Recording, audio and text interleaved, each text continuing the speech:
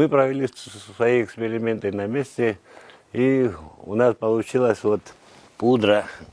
Это из кожуры мандарина, а это у нас получилось из жмыхи пудра.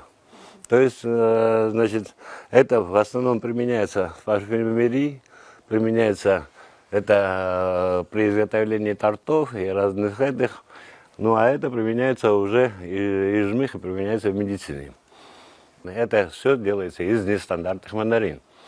То есть есть мандарины, которые у нас вот сегодня, мы видим, висят на деревьях, вот, из нестандартных.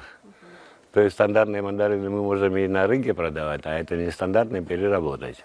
По Гальскому району минимум мы выбрасываем помойку до 6000 тонн и более. Вот это можно было бы переработать. 1 килограмм пудры сегодня по рыночной цене стоит 2600 рублей. Когда провели эксперименты мы взяли и им отослали все наши данные.